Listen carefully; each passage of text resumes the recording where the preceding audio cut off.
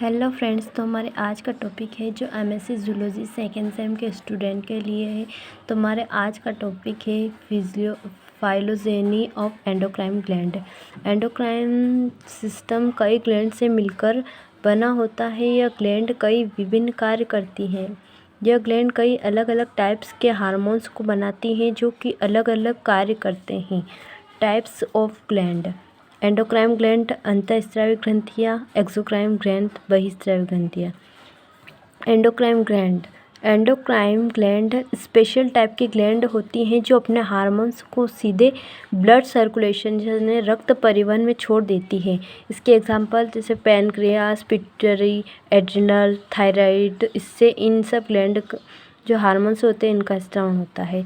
Exocrine gland महत्वपूर्ण gland होते हैं। ये हार्मोन्स को नलियों के द्वारा बाहर निकालते हैं। Example eyes, mouth, stomach, liver, pancreas जो होती है वह एंडोक्राइन भी है और एक्सोक्राइन भी है।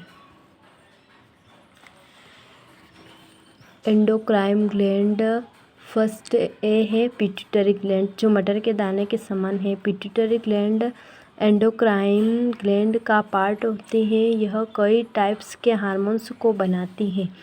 पिट्यूटरी ग्लैंड को मास्टर ग्लैंड कहा जाता है क्योंकि यह ग्लैंड खुद के हार्मोन्स तो बनाती है, साथ ही साथ कई अलग अलग टाइप की ग्लैंड में हार्मोन्स बनाने की प्रोसेस में भी मदद करती हैं।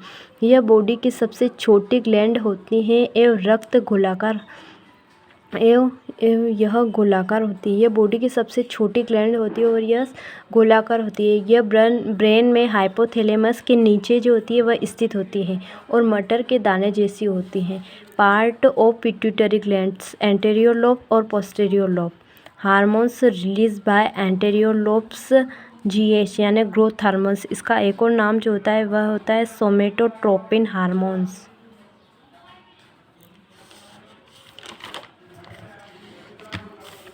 यह हमारे बॉडी की ग्रोथ एवं फिजिकल डेवलपमेंट के लिए बहुत आवश्यक होती हैं। THS thyroid stimulating hormones. यह हार्मोन्स थायराइड ग्लैंड को थायराइड हार्मोन्स बनाने के लिए उत्तेजित करते हैं।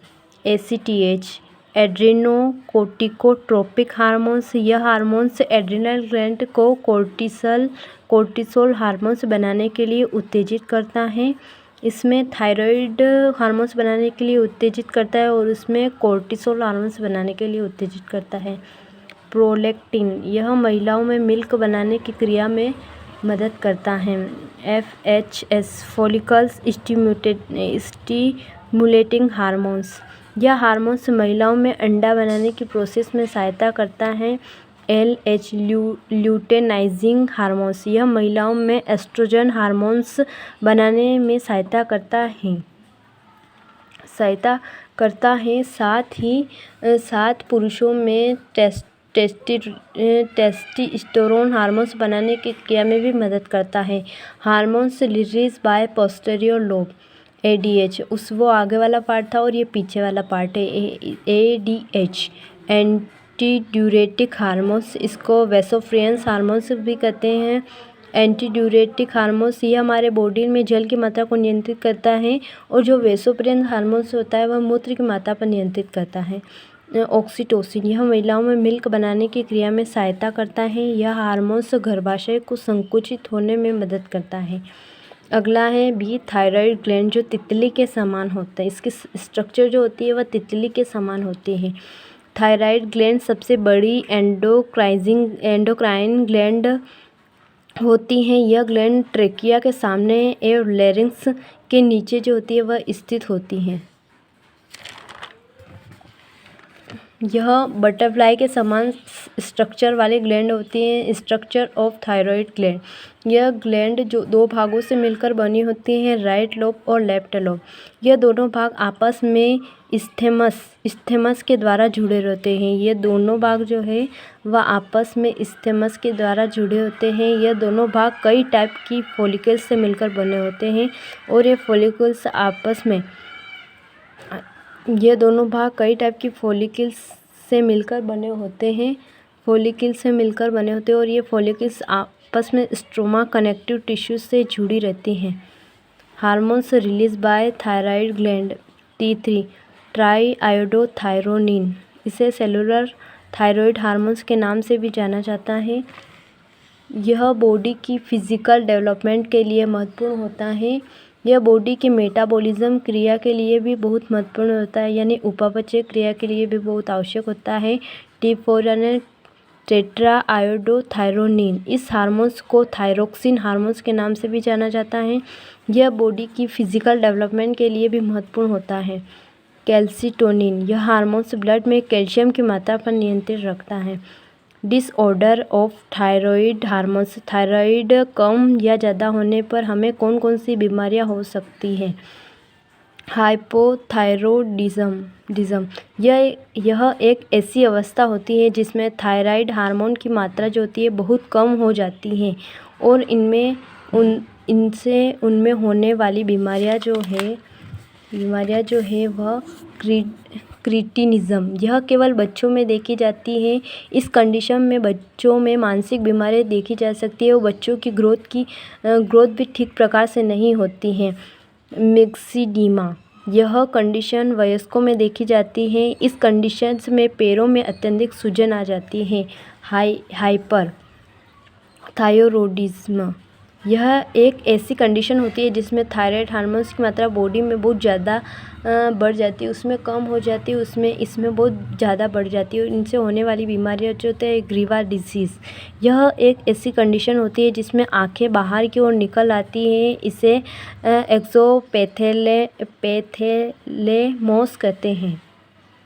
एड्रिनल ग्लैंड दोनों किडनी के ऊपरी सतह पर पाए जाते हैं। एड्रिनल ग्लैंड की लेंथ जो होती है वह 4 सेंटीमीटर होती है और इसका वेट जो होता है वह 4 ग्राम होता है। स्ट्रक्चर ऑफ एड्रिनल ग्लैंड के 2 मुख्य भाग हैं। एक होता है एड्रिनल कॉर्टेक्स जो 20% होता है, जो एक होता है एड्रिनल मेडुला जो 80% होता है।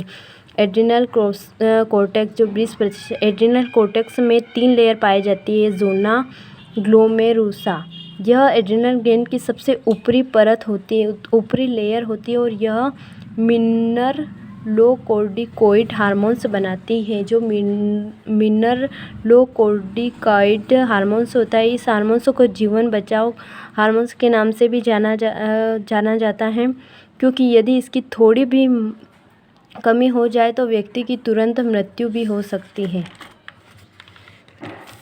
Zona fasciculata layer. Zona fasciculata बीच वाली लेयर होती है। यह विशेष टाइप्स के हार्मोन्स को बनाती है। इसे ग्लूकोकॉर्टिकॉइड हार्मोन्स कहते हैं। इस हार्मोन्स को जीवन रक्षक हार्मोन्स भी कहा जाता है। यह हार्मोन्स तनाव और टेंशन में हमारे ब्रेन की रक्षा करता है। यह हार्मोन्स जो है तनाव या स्ट्रेस या कोई भी टेंशन हो तो इसमें हमारे ब्रेन की रक्षा करता है। Zona reticularis layer. यह कॉर्टेक्स की सबसे अंदर वाली लेयर होती है। यह लेयर पुरुषों में टेस्टोस्टेरोन हार्मोन्स और महिलाओं में एस्ट्रोजन हार्मोन्स को बनाती है। Adrenal medulla 80%। यह एड्रिनल ग्लैंड का सबसे अंदर वाला पार्ट होता है। यह क्रोमाटिन सेल से मिलकर बना होता है जो दो हार्मोन्स को बनाती हैं। एड्रिनोलिन हार्मोन्स। यह हार्मोन्स हार्ट पर कार्य करता है। यह हार्ट की गति को बढ़ाता है। और एक है नॉन एड्रिनेलिन हार्मोन्स। यह ब्लड दाब को बढ़ाने का कार्य करता है। 4th है पैनक्रियास। इससे अग्नाशय भी कहते हैं। पैनक्रियास एक मिश्रित ग्लैंड है। यह एंडोक्राइन एक्सोक्राइन दोनों कार्यों को संपन्न करती है। हार्मोन्स। यह 2 हार्मोन्स को स्रावित करता है, इंसुलिन और ग्लूकेगॉन। इंसुलिन यह ब्लड में ग्लूकोज को ग्लाइकोजन में परिवर्तित करता है। बॉडी में प्रोटीन उपापचय की क्रिया को घटाता है। ग्लूकेगॉन यह ब्लड में ग्लाइकोजन को ग्लूकोज में परिवर्तित करता है।